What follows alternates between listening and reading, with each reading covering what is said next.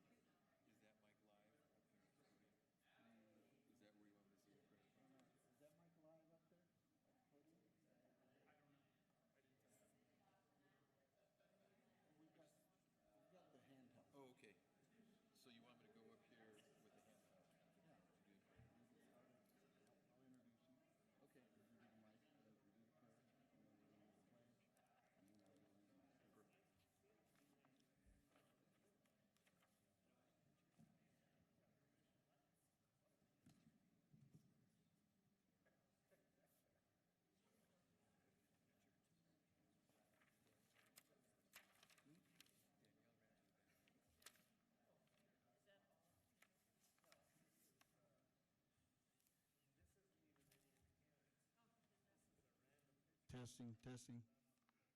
Everybody here okay? Okay.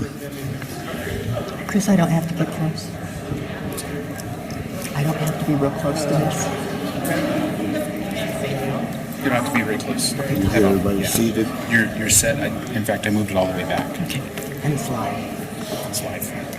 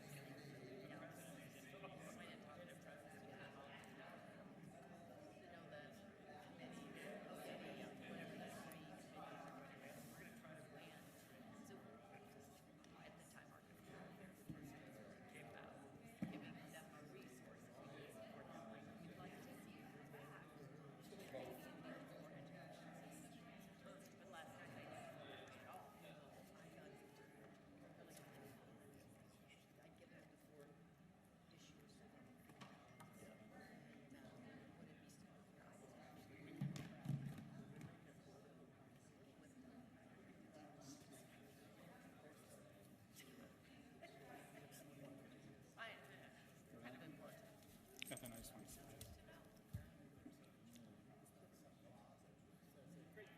Great. Okay, thanks.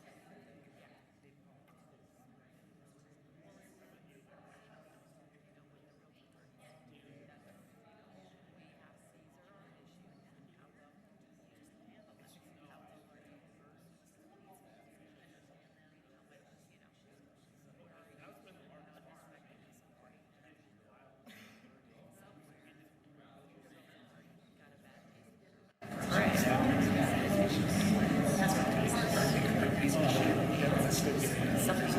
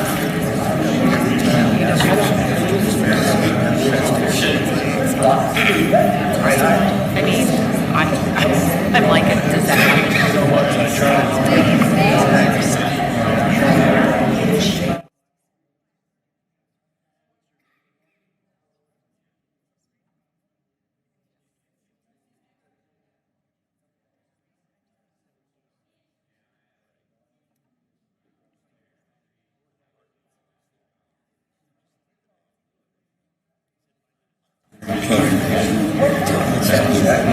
want to announce that? Announce it.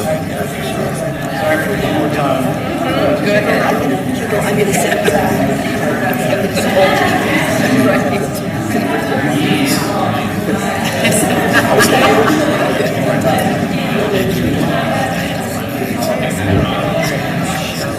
Nancy, we're going to be getting started in about 5 minutes. 5 minutes. For anybody watching on the broadcast, we're here and we'll get going. So, thank you all for coming.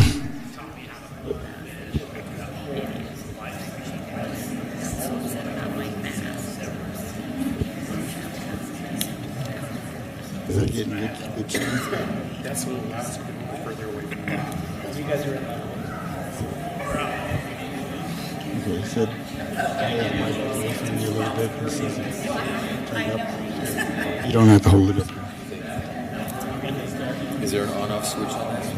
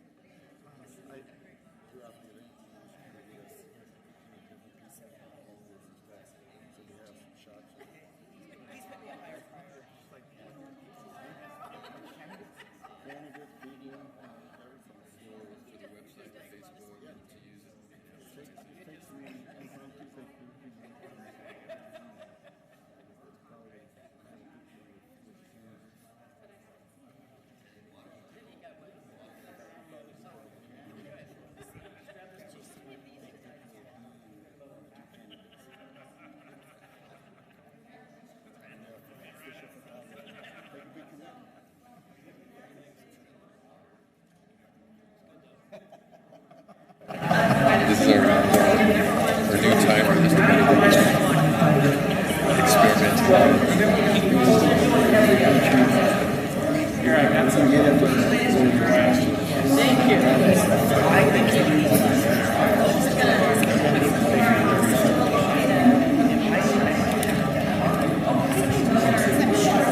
It's got fresh batteries. It's AAA batteries. So we should have backup batteries. Or have the backup battery.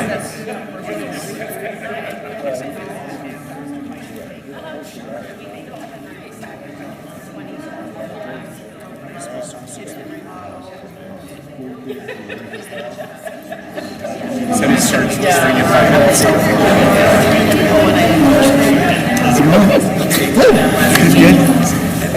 So we're running a little late.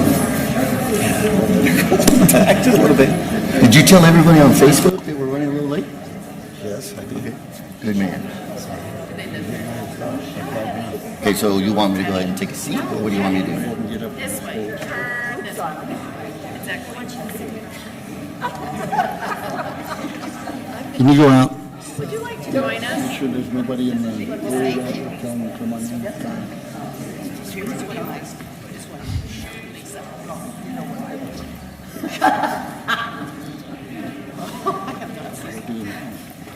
You haven't seen it? Oh, wow, I see your place.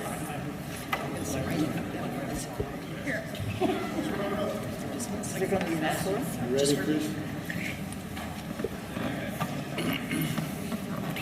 All right, good evening.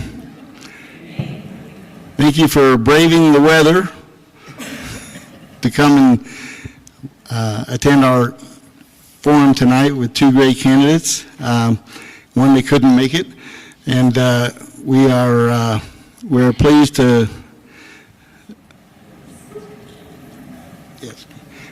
to host this event tonight along with the Windsor Garden Republican Club, and we thank them for the venue. At this time, what we're going to start the event with a prayer, and then we'll go into a pledge. So if I can get all the board members to come up here to the right.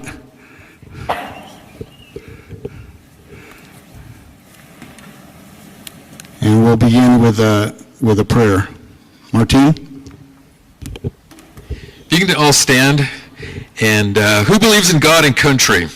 Yes, so let's invite God, and then we're going to have country with the pledge. Heavenly Father, we thank you that we can live in a free country. We thank you, Lord, that we can have our churches, that we can have our political affiliations, and we ask your blessing upon this meeting tonight. Lord, give us courage, God, and strength to face the issues and to face the future with your help and with each other. We thank you in the mighty name of Jesus. Amen. And then for the pledge, may I have attention? I pledge allegiance to the flag of the United States of America and to the republic for which it stands, one nation, under God, indivisible, with liberty and justice for all. It's amazing. I still get goosebumps every time I say it. Thank you, Ray and Martine. Good evening and welcome to the 2022 Colorado Hispanic Republicans Gubernatorial Candidate Forum, co-sponsored by the Windsor Gardens Republican Club. Thank you to Kate Flaherty for her help in organizing this event, and thank you to Pamela Thomas of the Central Christian Church of Denver for hosting us tonight. We welcome those participating via our Facebook Live broadcast. Unfortunately, we do not have a mechanism for you to participate or interact with us here at the forum. We are working on more features for future events. Thank you for taking the time to join us tonight. Colorado Hispanic Republicans is dedicated to attracting more Hispanic voters to the Republican Party. That is our primary mission. To that end, it is important that we garner the support of members of the Colorado Republican Party across the state of Colorado. We are the only Hispanic Republican organization in the state. We ask for your support, both financial and interacting with us, to dispel any often heard notion you do not have to be Hispanic to be a member of our organization. You simply have to be a Republican. The work that we do directly benefits all Republicans. Organization, we have, I lost place. The work we do benefits directly all Republicans, and we invite you to join us by going to our website at www.coloradohispanicrepublicans.org. There you'll find a wealth of information and the ability to donate and or join us as a member. You can become a one-time, monthly, or recurring donor, and every small amount towards helping us achieve our mission.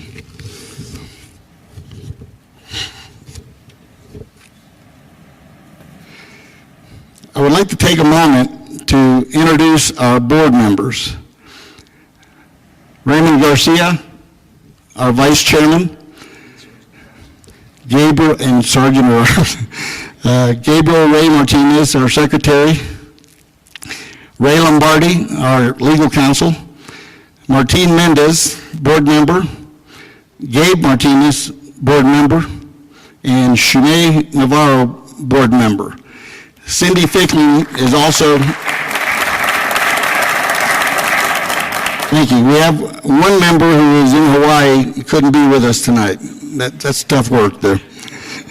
We are blessed to have such a group of dedicated, talented, and committed individuals serving on our board. So please give them a well-deserved round of applause.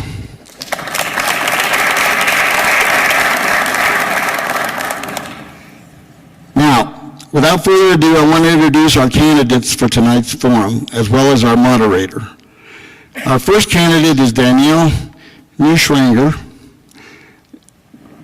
She is a small business owner of Wild Buck Realty, a cattle rancher, wife, and most important of all, a mother. She is a graduate of CSU Global and has a bachelor's degree in criminal justice where she has taught verbal de-escalation skills to others. Thank you for being with us tonight, Danielle.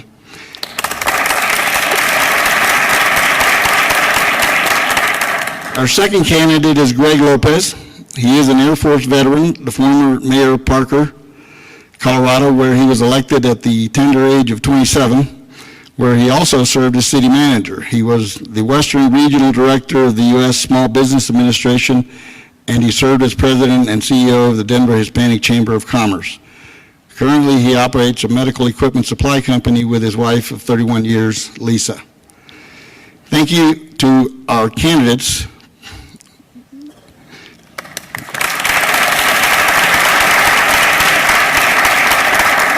Thank you to our candidates present here tonight for taking the time to participate in our forum tonight.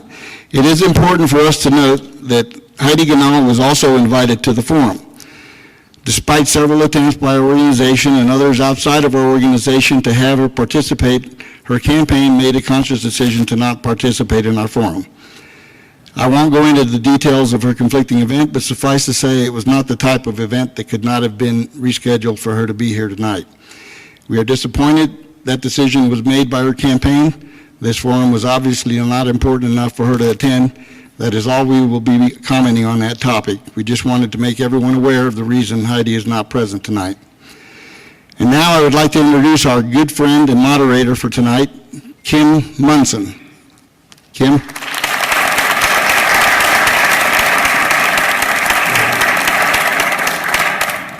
Kim grew up in western Kansas and has a deep appreciation for rural America. She is the host of the Kim Munson radio show, which airs Monday through Friday at 7 a.m. on KLZ 560 radio AM. She is a strong supporter of our Constitution. She promotes individual rights and is one of the most respected grassroots leaders in Colorado. She also hosts America's Veteran Stories, a radio show on Sunday afternoons. A round of applause for our moderator.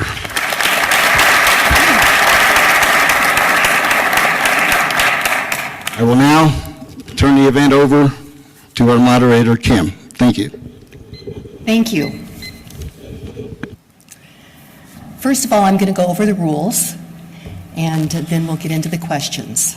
Before we do that, though, we are lucky, the people of Colorado, to have such fine people step forward and throw your hat in the ring for something. And we thank you and we thank your families, because this is certainly a really big deal and we are blessed that you are here. So thank you so much.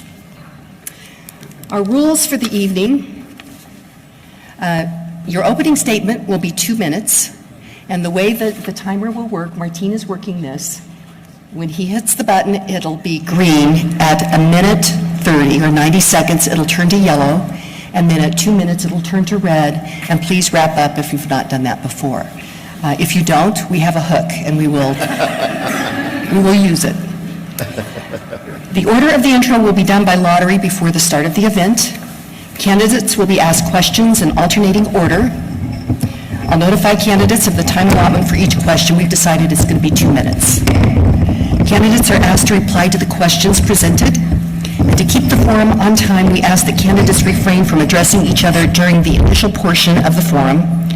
Each candidate will have an opportunity at the end of the forum to address the other candidate with questions or use the allotted time to make a statement. Response by a candidate for a question posed by another candidate will be limited to 1 minute.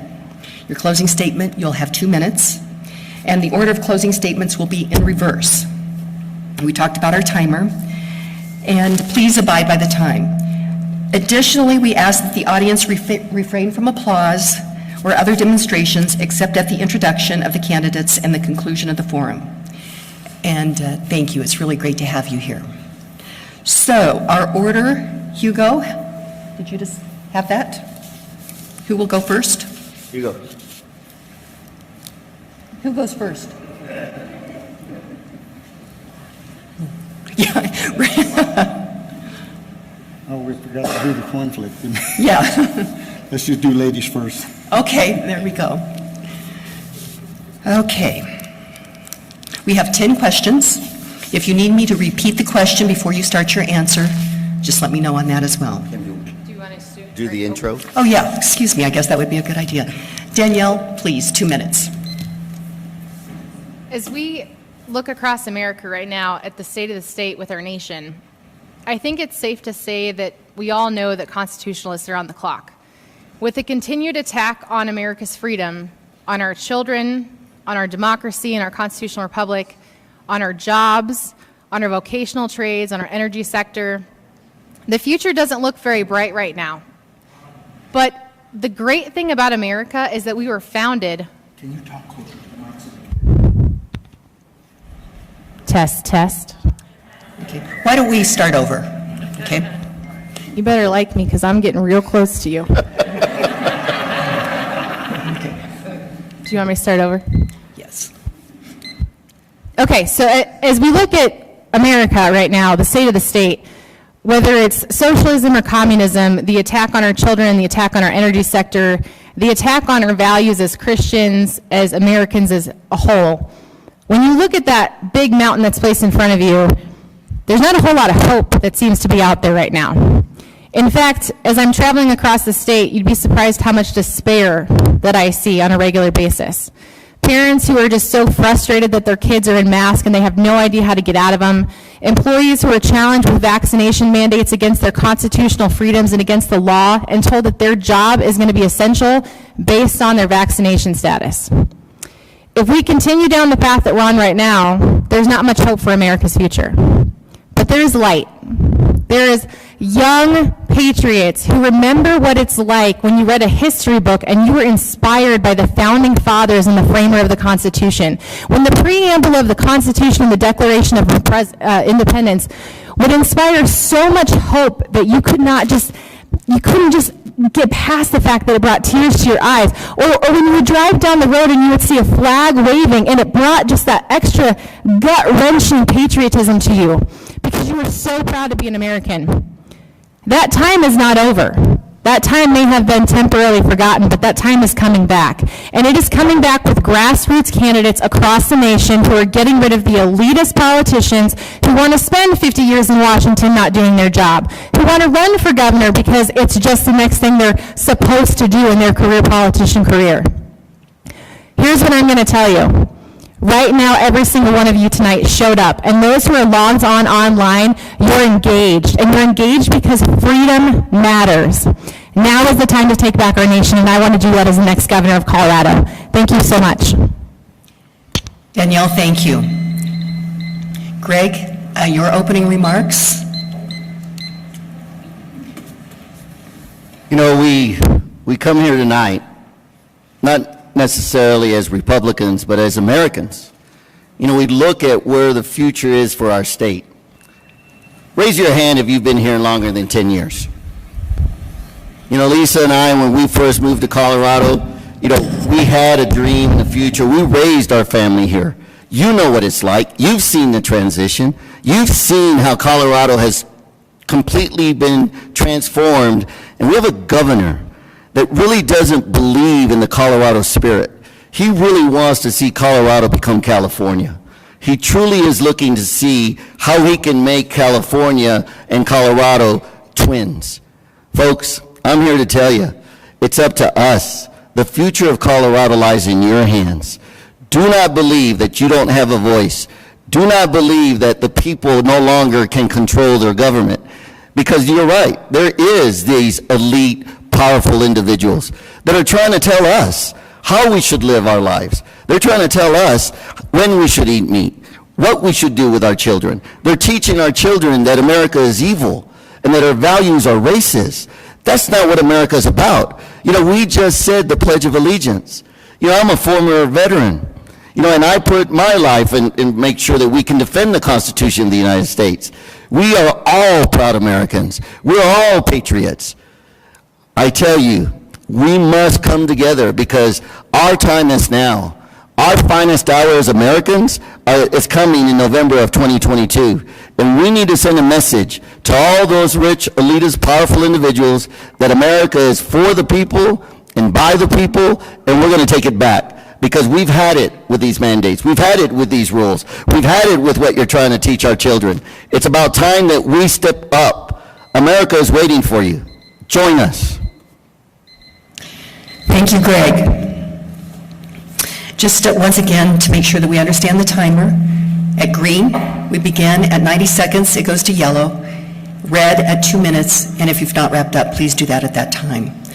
Danielle, since you went first on this, we'll alternate, because typically that's what's fair.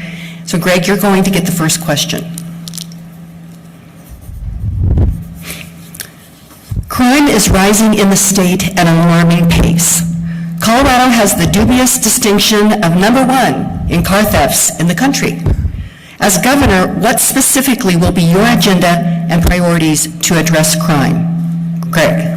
You know, the governor has a responsibility to be the voice of the people, to share what the sentiments of the people are feeling for the legislature and the public at large. I'm here to tell you that when we defund the police, we don't have a governor that says, I'm going to defend the police, the men and women in blue. I'm going to make sure that we respect them again. We're going to make sure that people understand that without them, there is no safety in our communities. You know, I was talking to a young mom the other day in Denver, and she said, you know, Greg, I can't even take my daughter to a walk in the park. I really am scared about walking my own neighborhood because of all the crime that's happening. Not only do we see crime, but we see the needles. We see the homeless. We see all these things that are impacting our community. Our community fabric is being ripped apart because we have legislatures and individuals that truly believe that our streets will be safer without the police. Well, I'm here to tell you that as governor, I'm going to make sure that I stand tall and defend our police officers, and let everybody know that we must, once again, let them do their job. Let them protect and to serve, because without them, our crime rate is going to continue to rise. We now have a state that truly believes that criminals are the repercussion of society, and they must be protected. And that is wrong. You know, criminals need to be held accountable for what they're doing. And so when you see the crime going up where DAs won't prosecute anymore unless it's over $2,000, this is something that we need to correct, because ultimately we are going to have to do community policing. You and I are going to have to stand in the gap to make sure that our children are safe and that our communities are safe. And this is where we need to make sure that we have a governor that always stand tall to help our police officers and have the money and the resources so we can always have the streets to be protected, again, all over the state, in all 64 counties, not just the urban corridor. And this is what we need. We need to have a stronger voice in the governor's office. Thank you, Greg. Danielle, would you like the question again, or do you just want to jump in on it? I can just jump in. Okay.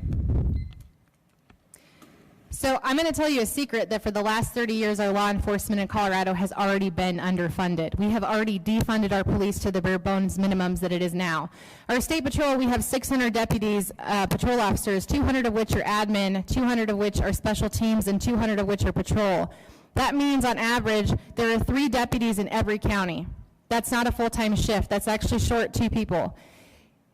Just the other night, a rancher down in La Junta called me, and he said we had 2 rollover wrecks where we had 12 to 17 immigrants, illegal immigrants, who wrecked on their highway, ran onto his ranch, and when he called State Patrol and the sheriff, they said, I'm sorry, we don't have the resources, and under the current administration, there's nothing we can do. A rancher has 15 illegal immigrants running across his ranch. What is he supposed to do? Our governor has proven that he is soft on crime, that he is soft on sex offenders, and most recently, soft on the truck driver. And he doesn't care about the judicial processes because it completely negated them by not allowing that truck driver to go through the appellate process like an everyday normal American would have to do. Here's what I can tell you I'm going to do to fix the crime in Colorado. I will refund the police to the levels necessary to stop the cartels from running drugs up Highway 350, 50, 91, 24, and 70. I will make every officer in Colorado an immigration agent so that we can get tough on the cartels that are trafficking drugs, sex trafficking, and child pornography through our state. I will make sure that we become the safest state in the United States by putting DAs who actually will prosecute crimes. And to the DAs who don't want to prosecute crimes and to the judges that turn a blind eye, wait until I'm in office and you now have to wear body cams so that you can answer to the people the same way our law enforcement officers do. No more outs, no more soft on crime, no more cop-outs. It is our job to secure the future for our children, and I am fully prepared to go to war with the cartels on day one. Thank you. Thank you, Danielle. Our next question, and it's a two-part question. Democrats, along with the current governor, have been on a crusade to decimate Second Amendment rights in Colorado. As governor, what will be your specific strategy to repeal unconstitutional legislation passed in 2013, 2019, and 2021? And two, we know that a firearm can level the field between the bad guy trying to hurt people and the good guy protecting people. What pro-firearm legislation would you personally like to see passed into law? You have 2 minutes for both, 2 minutes total for both questions. Danielle first. I am pretty sure that the Second Amendment of the United States Constitution says the right to bear arms shall not be infringed. That means that there should not be legislation that interacts or limits your ability to have certain accessories like bump stocks. Also, the red flag laws that we passed in Colorado tie the hands of law enforcement to be able to do their job. It has been a law that has been abused. It's actually related to deeper mental health issues that we've completely glassed over. And here's the thing, guns aren't the issue. Moral characteristics of the people behind the firearm are the issues. And so it doesn't matter what amount of legislation you pass to limit a gun's capacity. If you're not changing the hearts and minds behind that trigger, you're not doing your job. So, first and foremost, constitutional carry in Colorado for everybody. Secondly, the current legislation that has limited gun rights to Americans in Colorado, we're going to overturn and repeal. We're going to make sure that we address the gun education safety issue and stop telling kids and parents and just everyday average Americans that guns are bad. The second part of that question is, we know that a firearm can level the field between the bad guy trying to hurt people and the good guy protecting people. What pro-firearm legislation would you personally like to see passed? I think that goes to something deeper. Look, for the last 30 years with their law enforcement being underfunded, they're only allowed to do the bare bones state-required mandated training that they have to keep their post-certification, which means if your sheriff or your local municipality would like to bring in less than lethal tactics or additional verbal de-escalation or taser training or safe body positioning tactics, they don't have the funds to do this. Firearms are a great tool, but we've gotten rid of the use of force spectrum about 10 years ago. We need to bring that back because that's the gauge that tells officers how to respond in a situation. We need to bring back proper training, which means more funding for our law enforcement and a better curriculum for everybody. Community policing has also got to come back. Thank you very much. Thank you, Danielle. Greg, would you like the question again? Yes, please. Okay. Two-part question. Democrats, along with the current governor, have been on a crusade to decimate Second Amendment rights in Colorado. As governor, what will be your specific strategy to repeal unconstitutional legislation passed in 2013, 2019, and 2021? We know that a firearm can level the field, and this is the second part. We know that a firearm can level the field between the bad guy trying to hurt people and the good guy protecting people. What pro-firearm legislation would you personally like to see passed into law? So we know this. The legislature is being controlled by the Democrats. So unless we get back the Senate or the House, we're still going to be facing these same laws. What the governor can do is mobilize and educate the communities and the public. We must put this on the ballot. That's the only way we're going to change it because the legislature is not going to do it by themselves. They don't have the votes. So I'm going to make sure that we rally the people and we put it onto the ballot. Because once we put it on the ballot, then we can really understand the real sentiment of the community and the people of Colorado. Our Second Amendment has always been under attack. And here's what they tell you. It's for the better good. It's for the good of all of us. Really? The fact that we can't protect ourselves when harm is coming and approaching us, they want us to disarm us? You know, think about this for a minute. I think you need a governor that will say to any criminal, there is no safe zone in Colorado. There is no place where you will not be confronting someone that is carrying. I have a concealed carry. I carry almost everywhere I go. I'm not carrying here today because we're in church, but I always carry where I go. So here's the thing. How about we pass legislation that says if you run into someone's home and you end up getting shot and you die, that's your fault because you took over the property, right? We need to be strong on gun control. And to that second point, we know this. People will always be respectful of the gun. Why do criminals have them? The criminals use them because they want to scare you. They want to intimidate you. And they want to make sure that you listen to them. Well, imagine for a minute when you have someone that also has a gun, they're going to think twice. They're going to go somewhere else. Statistics have proven that when people know that there is no gun-free zone, they're not going to go there. That's not where they're going to go. So we need to make sure that people understand that in Colorado, in the West, we're going to take care of our own. We're going to take care of our families. Thank you, Greg. Greg, you'll receive the next question first. The governor, along with his Democrat cronies at the state capitol, made a conscious decision to please their environmental extremist friends and allies, then proceeded to decimate the energy industry in Colorado, resulting in lost jobs and tax revenues. At its peak, the energy industry employed upwards of 100,000 Hispanics in Colorado. Because of Polis and his cronies, many of those good-paying jobs have disappeared. What is your message to those Hispanic families that were affected? My message is to all families. When he destroyed the oil and gas industry, he destroyed communities, not just families. He destroyed the supply chain, both upstream and downstream. He's trying to destroy our coal industry. He's going to shut down Craig, Colorado because of that.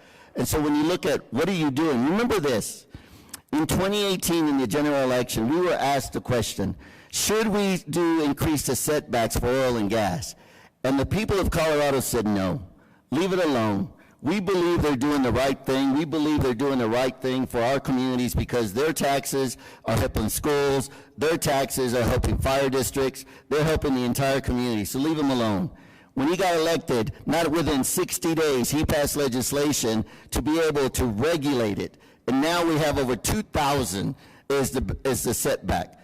That caused all these oil and gas companies to go away because it used to take 30 days to get a drilling permit. Now it takes over a year to get a drilling permit. And so when you look at the restaurants and you go up to Weld County, when you go to Platteville, I've been there, I've talked to those communities, and they say, Greg, look, we used to be thriving. We used to have a lot of people up here. People were really enjoying the quality of life because our economy was growing. We had farming, we had ranching. You drive around and you see nothing but vacant lots. You see companies trying to come together because they got to figure out how to survive. That is wrong. You never turn your back on the voices of the people that you represent. He has clearly shown that if you want to test the character of a person, give him power, and then you'll find out what he's made of. And what he's showing us is that he truly believes he's the smartest man in the room, and he doesn't listen to us because he doesn't think that we know what's in our best interest.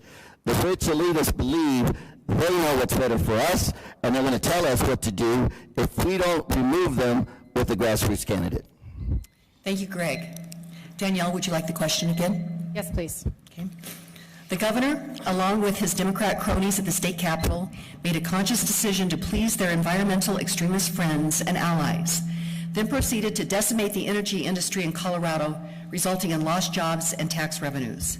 At its peak, the energy industry employed upwards of 100,000 Hispanics in Colorado.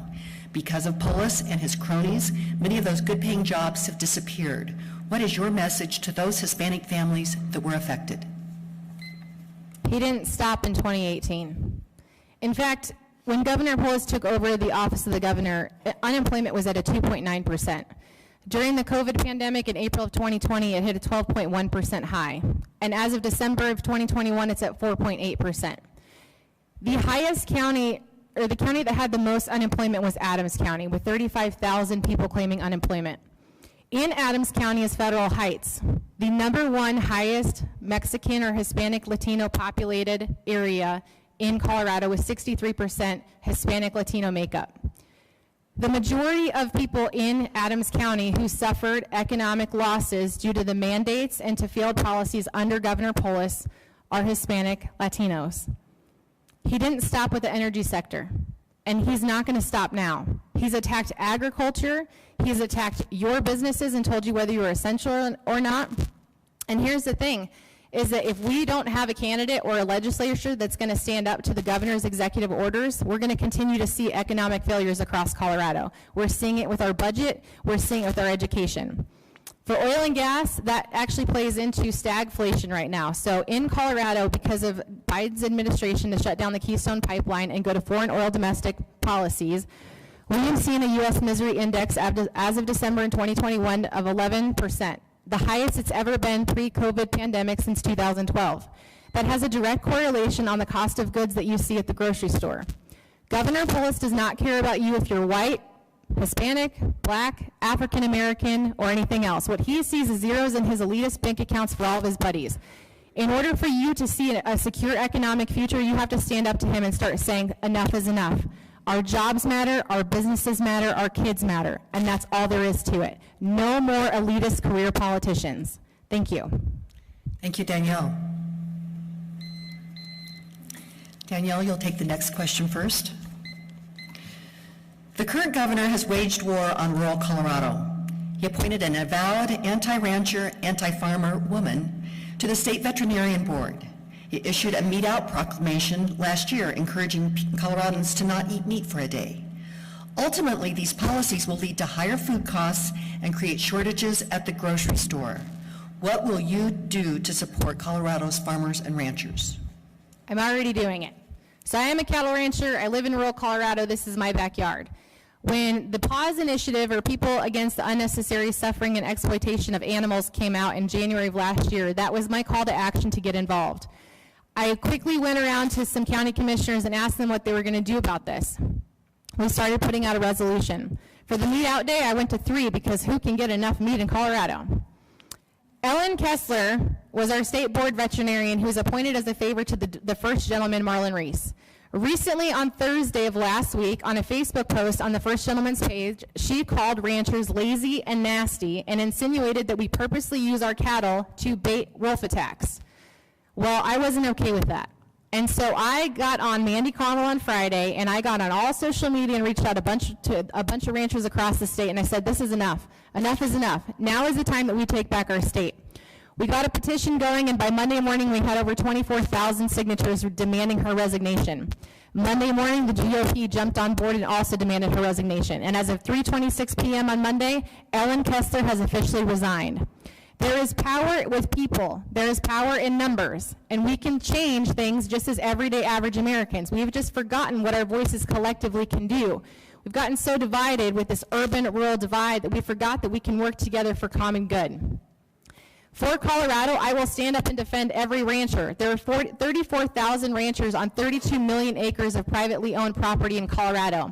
If I am your governor, I will fight for your mineral rights, I will fight for your water rights, I will fight for lower property taxes to secure farmers and ranchers' constitutional amendment that says that we're going to try and keep farming in Colorado. It is our second largest economic driver. It impacts many other industries, and it is not going away under my watch.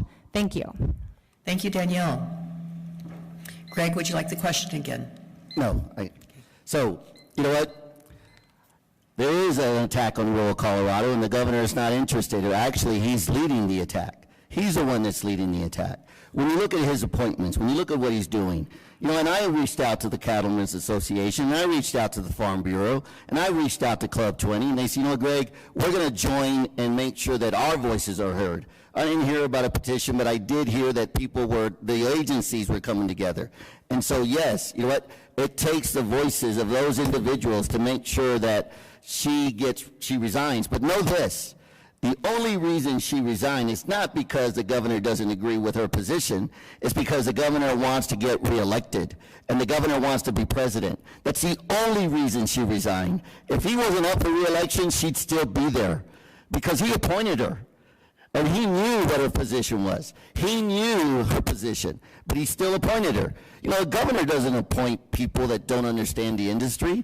You know, rural Colorado is under attack by our governor because he's trying to get the most precious thing that they have, and that is water. You know, he's making it hard for farmers to be able to ranch and also grow crops. You know, the farming, when you talk to the water districts out there, they will tell you they're after our water. These conservation easements that they're putting on land and ranches, this is all a facade. Because then they're going back on their promise that they're going to give them tax credits because they want the water underneath the ground. And this is what's happening. Right now, there's counties that are going out to the San Luis Valley to buy the water and bring it back to the urban corridor. And this is all being done by the governor's wishes, because here's what I believe. He really has a strong dislike for hardworking men and women and the poor that are out there working hard to make a living. You guys have heard about the Transportation Sustainability Act. He's going to put 2 additional cents on every single gallon of gas in 2023. Regardless whether you put gas in your lawnmower or your tractor, you're going to be paying it. He's after rural Colorado. Thank you, Greg. Okay, Greg, excuse me, you'll take the first question. Greg, our kids are falling behind in their education. Little children's speech development is lagging because of mandated masks at school. While the current governor is attempting to paint himself as a libertarian, he uses his back channels to continue to keep the heavy hand of government rules and regulations in place, which is hurting our children's education. What is your view on mask and vaccine mandates? You know, mask and vaccine mandates are just plain wrong. They're wrong. You know, it didn't work. It's not working now. This is a fear that they put into every single one of us. You know, they used a moral panic. Here's what they did. They found an issue that we all are very afraid of, and that is taking another life. Remember what they told you. If you don't stay home, you're going to kill someone. If you spend Thanksgiving with your family, you're going to kill someone. If your children don't go and get vaccinated, they're going to kill their grandparents. This is exactly what they told us, and it is wrong. Here's what he asked the teachers to do when he shut down our schools, and he said, you know what, I need you to teach them long distance. The teachers were never taught to teach our students long distance, our most precious assets. We're being told that you need to learn through a computer. Now, the poor families and the hardworking families, they didn't have the computers or the bandwidth to have 3 people on 3 different grades to be able to still learn. You talk to teachers and they'll tell you, I don't think that I really was successful in teaching them. But how many children were held back? How many children were held back? 4th graders became 5th graders, 3rd graders became 4th graders. And even today, they're not holding anybody back. And the teachers are telling you, I'm not sure if they're learning anything. Here's some numbers. Our 4th graders, 60% of our 4th graders are not proficient in reading. 6 out of 10 4th graders are not reading at the 4th grade level. 50% of our 4th graders are not doing math at the 4th grade level, which means 5 out of 10 are not doing the math correctly, but they're still being moved forward. We're setting them up for failure. Our schools are now teaching our children, our most precious asset, not about how to be successful in life, but how to be community activists, how to go out there and demonstrate, how to go out there and do certain things. As governor, I want to make sure we get back to the basics. I'm going to bring vouchers to the state of Colorado. Parents are going to decide where their kids go to school. Thank you, Greg. Danielle, would you like the question again? Nope. My stance on the mandates is that we should stop allowing elected officials to break the law. First off, a mask is a violation of the Colorado Restraint Act. It is a mechanical restraint. A mechanical restraint is anything that impedes your ability to breathe. As numerous studies have come out and shown that the level of CO2 behind these masks is not only toxic to the development of your body and to cell growth, but it also harms and creates further respiratory issues later on in life. To Governor Polis, to these school boards, stop breaking the law. The vaccines.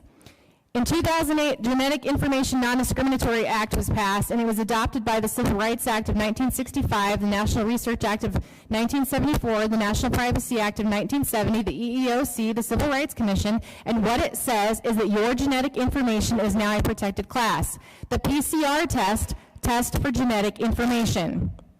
Your employers, when they ask you to disclose your vaccination status and the mRNA proteins in these vaccines, alter your genome expression, they're violating the Genetic Information Non-Discriminatory Act of 2008 and subsequently the 7 other federal laws.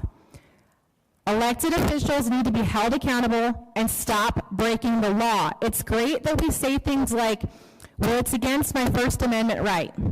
Your First Amendment right, when translated into law, is the Civil Rights Act of 1964, or 65.